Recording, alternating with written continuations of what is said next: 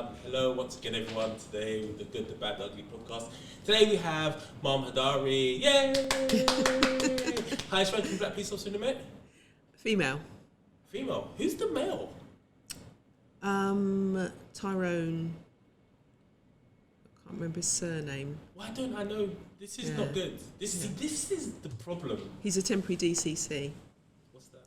Which is Deputy Chief Constable. Okay, for where? In the Met? No, not in the Met, no. Oh, no, we're he's talking in about the another Met. force. We're talking about the best force. We're not talking about the force. We're talking about the Met. Yeah. So, yes, I am the most senior black female officer in the Met and in the UK. See, there you go. So you're just the best of them. You're at the top. You're looking down on everyone else. You're going to pull everyone else up. That's what you're doing, right? I'm trying. That's what I like to see. Are you going to go for the next rank up, which is?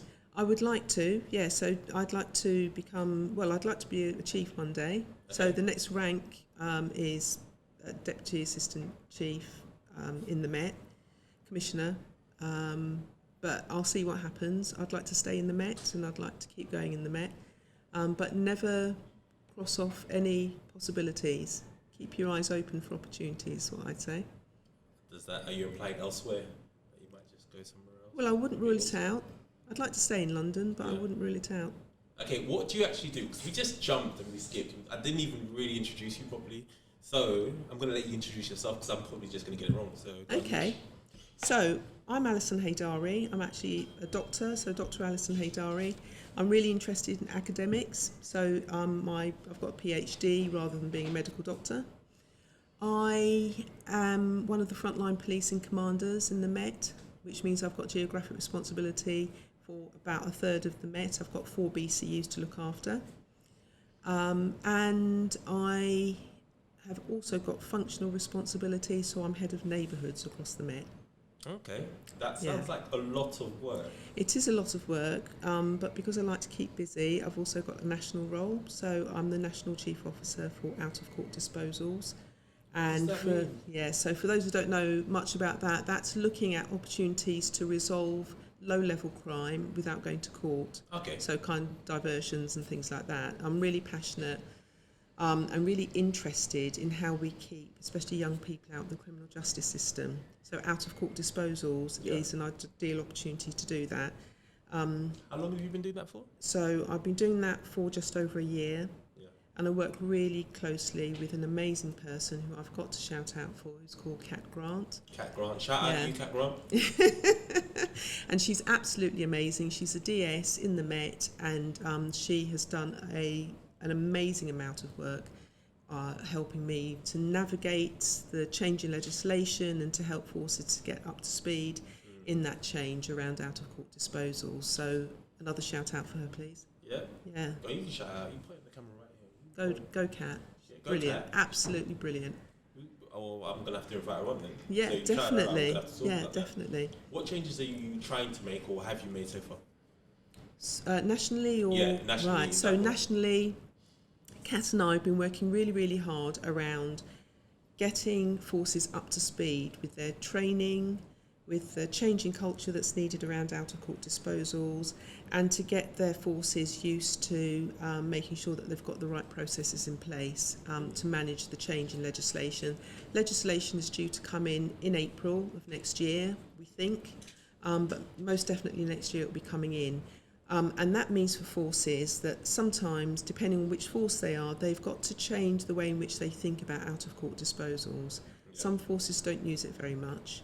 And so they will have some cultural changes to make sure their officers see the importance of that and try to keep people out of the criminal justice system. See, this is what I'm talking about.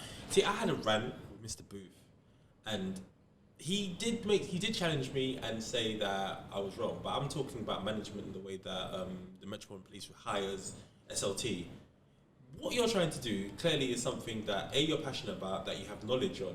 And I'm not trying to shoot down any other of the SLT members. I'm just saying, to be that rank where you have such influence over like basically everyone in London, or nationally in your case, you should be a doctor, you should have some form of degree, you should have something else other than I was a police officer for 25 years. Because I'm sorry, being a police officer for 25 years is not a good comparison to a doctor. You sat down, studied, you've done your PhD, and you understand how to study, and you understand all of these different dynamics of implementing, like, I don't know, legislation. And then we have other SLT members that have got there through, I don't know, working long enough. And I don't want to be insulting, but it feels like an opportunist. So it's just like, well, I just applied. And I just don't feel like I should just be able to apply to do a role that you're doing, if that makes any sense. I shouldn't just pass my sergeants, pass my inspectors, and then I just apply all the way to the top. That doesn't make sense to me. Okay, I have a slightly different view, actually. So I know that the College of Policing is trying to implement what you've said, actually, that senior officers, to become a senior officer, a chief officer, you need to have like a higher education. I don't think that because you don't have a PhD or a degree that it should rule you out from being a chief officer. I think it should be I think there's a lot of knowledge and experience that you accumulate from being in the police for a long time. You accumulate lots of experience, and I think you have to be a strategic thinker to be a chief officer. Yeah. And it doesn't necessarily mean that because you have a degree that you are a strategic thinker. 100%. Yeah. I don't think so. I don't think it should rule you out. There should be something. What I actually want is that those members of the SLT that are making these decisions that affect everyone should specialise in some shape or form in that specific thing. Because what I don't like about the mayor is that you're head of frontline policing and yes, so I've got frontline policing and policing. Neighbourhoods. Neighbourhoods. Okay, yeah. Cool. You have a grasp of it, understanding of it. You may be really passionate about it, but then you could just decide, okay, I'm going to leave, and then someone applies that's doesn't have that understanding, just comes into the role, and then decides that they either want to change everything or not understanding of what you were trying to implement before, and then it just all goes downhill. And I find that happens way too much in the police. We have people in roles for a year, 2 years, they move up or laterally, and then it's all changed again. So you never actually see, not never, but we hardly see enough of the positive change that someone may have tried to implement, because they've gone and now they've got and I'm not trying to say hold anyone back at all. I think people should be going to where they want to go, but I say that you should be, the same way I'm tenured to be in firearms for 2 years, you should be tenured to your role for 5 years, or it should be a rolling review, or just something other than just, you're there and you can leave when you want. Yeah. It doesn't benefit anyone other than the individual. I'm not calling them selfish. I'm saying you should be able to do what you want, but we're doing this to help each other and the public, not, there should be some accountability to an extent, because it's not that there isn't, it's just that, I just feel like that's why I don't think it's changed for the best a lot of the time. So you've linked into a really interesting point. So I mentioned that I've got a PhD. Part of my research was actually looking at police culture. And I think there's a big issue in police culture around short-termism, and I think you have landed on that finding actually around our short-term view of policing, and I think it's something that we're constantly having to push against, because I think if you're thinking strategically about things, it's more around the long-term stuff that we have to think about. So I do think policing needs to have another look at things like tenure. Our funding is quite often short-term, so we need to. So we're quite often rushing to get kind of short-term benefits out of short-term funding, and that's a big issue, I think, for policing.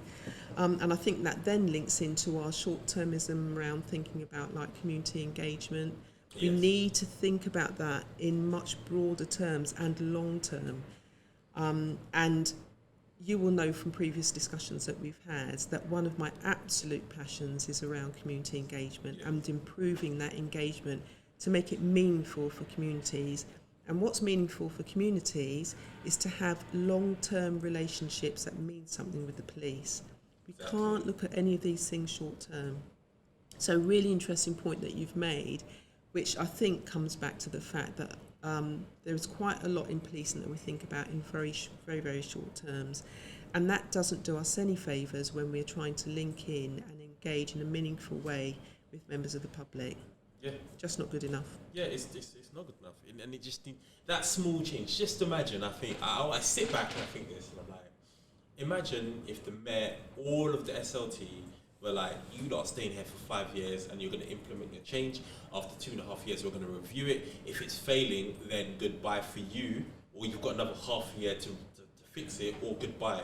So not goodbye from the Met, but just goodbye from this role. So you have to find somewhere else to go, because we have to start looking at the Met as an organisation, as like a company, because that's the way we're building it. So we have to have our commissioner looking down on everyone and saying, here's your target, here's your target, here's your target, here's your target. And when I mean targets, because people get at me straight away and be like, you can't be target driven. I'm not talking about stopping searches, I'm talking about being more results driven in the sense of positive results. Yeah. So how did you affect the outreach or recruitment? How many people did we get recruitment this year? Okay, how did you change it? Yeah, do you get what I'm saying? Just little targets to benefit the Met and benefit the people, and not so much the negative ones of, you need to have 10,000 stop and searches by the end of the year. Now, we're not looking at that. But yeah, that just frustrates me. That's my new gripe. That's something that I shout about a lot, and me, it gets fed up with me too. But maybe that'd be something you can speak to the new commissioner about. That is definitely something, well, hopefully he speaks to me. Yeah. Does he have the power to do that, to like implement that kind of change? Of course he does. Does he? He's in charge of the Met. Maybe you can get him on your podcast. Yeah, definitely. When does he start? Starts on the 12th of September. So I'm gonna draft hey Mia, can you draft the email now? See, he's getting done right now. Mia, draft the email now, and then we'll just wait, and it will be in the outbox, just waiting, just to send to him, and be like, hey, come on the show, because I think that is something. I don't know why everyone's. Check myself. I can understand why people wouldn't want that change, but that's by the by. So yes, finally got you back here. Where are you from? This is a silly question. I know the answer, but I'm going to ask anyway. So I'm born in London, but parents from Guyana. Where in Guyana? So my So best country in the world, Guyana. In South America. If anyone didn't know, go on. Yeah. So my dad was from somewhere called Buxton. Oh. And mum from Georgetown, but funny enough, they didn't know each other in Guyana. They met in London. That just Are we related? We may be. Yeah. Because my mum's from Buxton as well. Oh, which really? I've been told that I must reiterate Buxton, and and she told me that I must say the family name. So it's either Duke or Azor. So if you know either of the two, that's my family. Right. Okay. Yeah. What's yours? Wow. So my maiden name was McRae. McRae. Yeah. McRae or McRae. Gray? McRae. I'll ask yeah. I'll ask mum. Yeah. There you go, mum. Done it. You happy? So yeah, mine's similar. My mum and dad met here. My dad's from Nigeria. But yeah. So how are you finding it being the highest ranking? You say female. You're just officer. Black female officer. Is there a black male officer the same rank? There's a black. So all the black. No, not in the.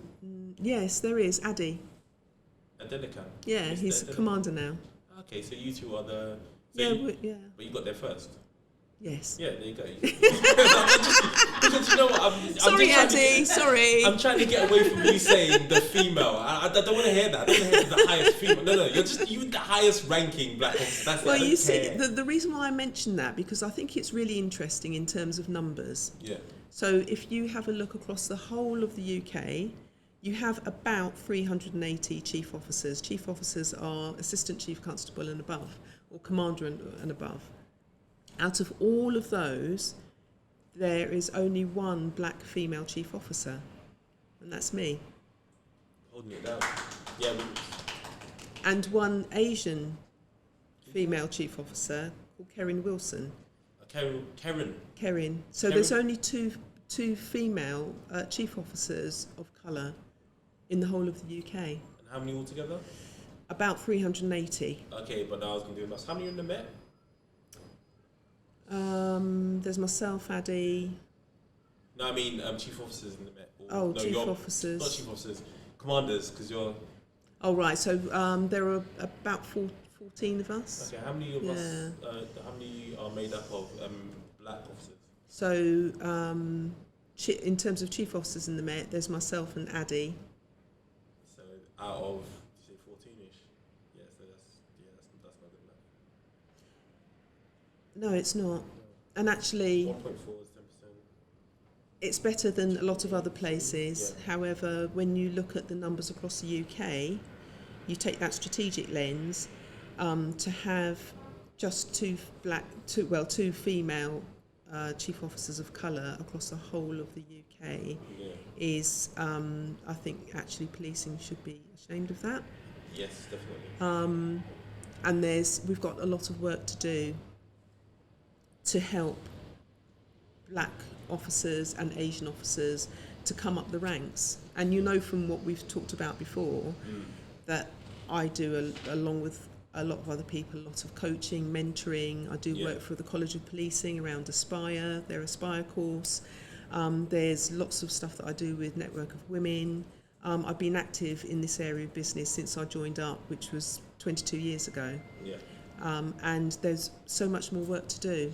I think I don't want it to come across as we're saying black officers need to be lifted up. I want to also look at it from the other point of view and say black officers need to take control of their situation and apply more and be more assertive with their careers, because it will just sound like, oh yeah, we just want black officers for the sake of having black officers. No, there's actually a lot that are good enough but aren't taking the initiative and so forth. So it's not just, oh, we're being held back, it's also we're holding ourselves back. So we need to just stop doing that too. Yeah. Because I get that feedback from all over my TikTok. TikTok is immediately like, I guarantee, okay, prime example, Mr. House was saying that there's more barriers for black officers. Oh my gosh, TikTok went crazy. Oh, really? Accused me. It's like, I said it. I was like, I didn't say there's more barriers. I know there's more barriers, but I didn't say it. Yeah. He said it. It's like, no, let's attack the black guy instead of the white man that actually said it. It's like, it's the trolls, but I enjoy the trolls. Hello, trolls. I'll troll you back. But So just on that, which I think is really interesting what you said. I think in order to, there are barriers.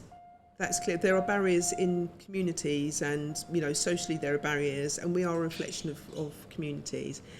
But in the coaching that I do, in the mentoring, and I do some confidence workshops as well. Yes. I do say that you have to take control. You have to drive your own career as well, and that will help you to overcome the barriers, or at least some of them that are out there.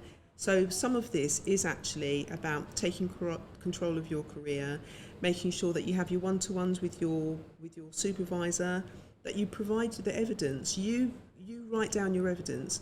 So when it comes to confidence, you look at your evidence and you see, actually, I've done all this really good stuff. And then you can show it to your supervisor, and your supervisor cannot turn around and say, well, I'm not going to support you for this or that promotion or lateral development, because you've got your evidence right in front of, which you keep putting under your line manager's nose every single month. That's the control that you need to have. I didn't do that. And that's what I did from when I was in my probation. I used to just record all my evidence and I used to just be a nuisance and make sure that I was in my line manager's diary at least every 6 weeks, to show him or her what I was doing. That's really good. People don't have an excuse then, do they? I don't have an excuse. I just don't do it. I get shouted at by me for not doing it. And I'm pretty sure she's got like a secret diary of stuff that I've achieved. But when people ask me, I'm just like, I do a podcast. I don't know. I do stuff sometimes. But what's next? Okay. Could you apply for the commissioner's role? No, you weren't allowed I couldn't. To. No. Who could apply for the commissioner's role? Was there like specific requirements? So for the commissioner's role, I think they were asking for chief officers. So actually, chief constables to apply. So I'm not a chief constable yet. I'm not of that rank. So that's what they were asking for. Why does the Met get retired officers to come back and be commissioners?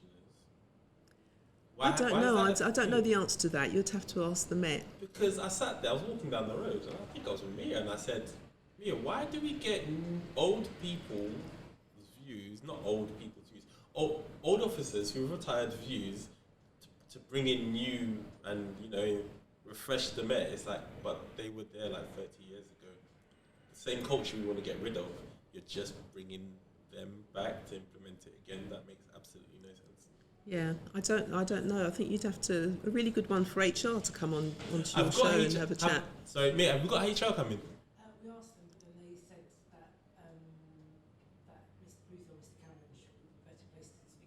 That sounds like they swerved me. It sounds like HR were like, do you know what? I know what he's going to ask me. I'm not answering that question. And you know what? I wouldn't answer the question either, HR, because I don't get it. But I'm just here to highlight so people understand the way that the mechanism, the Metropolitan Police works. Yeah. But what is interesting, though, is you have got previous commissioners, at least one that I know of, who went out of the Met and came back in. And I think going out, so I myself, I've been out of policing. I've been a police officer and done stuff outside of policing, as we've talked about before. I've gone out and done teaching in New York. I've gone out to HMIC and I've come back. Let's hold on to teaching in New York. Tell me more. Oh, teaching, what a fabulous opportunity. So College of Policing advertised for lecturers, professors actually, they call them, to go out to John Jay College of Policing, criminal justice, and go and teach for 6 months. And I applied, and I got down to the last 7 in the paper sift. That was very exciting. Got very excited about that. And then I was invited to go and do an interview, and I thought, I'll go and do my presentation.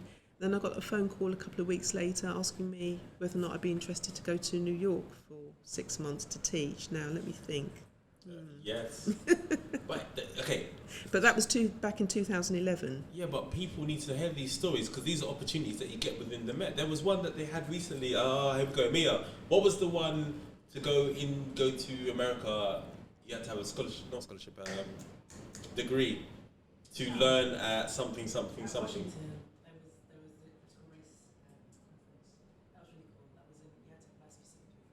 Didn't have a special grant for it. Yeah, they grant to go there for 3 months. Yeah, you could go over to America for 3 months and teach or learn in the university. It was through the learning and development. Yeah, so it's for learning and development. And these are opportunities that we get, and you just have to, for officers that watch this and don't understand what I'm talking about, basically, if you constantly scour the intranet and look at job roles and stuff like that, you will see opportunities arise and you won't understand what they mean. Just email the person and say, what does this mean? Because unfortunately, the Metropolitan Police aren't great with marketing, internally especially. So it could be an amazing role and they've totally undersold it. And you're just like, But yeah. And a really interesting thing as well, Dom, on that, is that they had a list of essential criteria. One of the things they were asking for is for experience of teaching in a university, I think it was to master's students. And I didn't have that. However, I thought that there was an opportunity here that I would be really good at. So I called the College of Policing and I said, look, I haven't got all of the essential criteria, but what I do have is, and I went through a whole list of things that I'd done. And they then said to me, okay then, why don't you put your papers in and see what happens? Yeah. Now, if I hadn't made that call and just decided myself that I was just going to rule myself out, I wouldn't have spent 6 months in New York. And I wouldn't have had that external experience to bring back into policing, which brings me back to what I was talking about before, which was your question about retired officers coming back into the Met. Actually, I see that as a positive. Okay. Because you then go out, you spend some years doing stuff that's may or may not be something to do with policing, but that's time away from the culture to see things from a different perspective and see, get some life experience outside policing, see policing from a different perspective and bring that learning back into policing and bring innovation back into policing. So it can actually be a really, really good thing. At the end of the day, it depends on that individual, doesn't it? Yeah, and what they can bring. 100%, I didn't look at it from that perspective. But hopefully that's what they're doing, the ones that go out and just leaving. Because I was under the way I was thinking about it, they just left or they retired and they were chilling, fishing. And it was like, come, let's go. Like, if it's like that, then hell yeah, definitely. They're going away and studying and learning, bringing new ideas. That's actually essentially what we need, new ideas. Yeah. So top tip is, do not rule yourself out. If you see something that you think could be really interesting, why not consider it? Don't think that you're not good enough. Do you think that's a cultural thing? I think it is. I think that black people, on the whole, I'll say, on a whole, generally we underestimate ourselves and we don't inquire more because we think, we're not going to get it. Whereas you see white, especially white officers, and I've heard SLT say this before, they were like, white officers just inquire. And it's like, well, why don't we inquire? Oh, Yeah. because we downplay ourselves. We're like, oh, well, I'm not going to get it. I can't get it. It's like, no. Just apply. All they can do is say no. Exactly. And that's it. That's It's the like- worst. and where are you? Absolutely. You're exactly where you started, so it doesn't matter. Yeah. That's great. But sorry, I stopped you. You said you went to America. And you Yeah. were listing off other stuff. So that was 2011. I also went out of policing, went into HMIC FRS, that's Her Majesty's Inspectorate of Constabulary, and I was privileged to work for somebody who was really passionate about diversity, training, development of underrepresented groups, and he was responsible for the whole of the UK. So I kind of followed him all around the UK, and I was able to do lots of presentations and learn what different forces were doing. And then I was his staff officer for 6 months, and then HMIC kept me on for another 3 months, and I was part of the inspection team. So that was amazing learning for me. I was in Hampshire Constabulary at that time. It was amazing learning for me to go out, learn about what other forces were doing, and then bring that learning back into Hampshire and make some changes and recommendations around the way that we do things. So that is the real benefit of having a break out of policing and doing something outside, even if you do it for 2 or 3 months. Learn, develop your skills, and then come back in. That's so cool. I feel like you've got so much more that you've done that you're just underplaying. What else have you done? So- You have a book? Do you have a book? No, I don't. You have a okay. You know what I'm talking about. What have you written? For your PhD, did you write I wrote a thesis. a Yes. thesis? Where is your thesis being kept? It's online? yes, it's online. There we go. Yeah. Sell it. Yes, it's online, and I'm not going to make any money out of it. You can just go online and you can read it. Anyone can do that. What is it on? So it is on enhancing the experience of procedural justice for survivors of domestic abuse. Do you not see why you are made for this role? Yeah, I'm going to make it a thing. Every SLT member, I'm going to be like, all right, cool, tell me what experience you have for this. And it's not to shame anyone, it's to show that it's a broad spectrum that anyone can, not anyone can do this role, but you don't have to have a PhD. Well, and it's nice that you do, you have a PhD.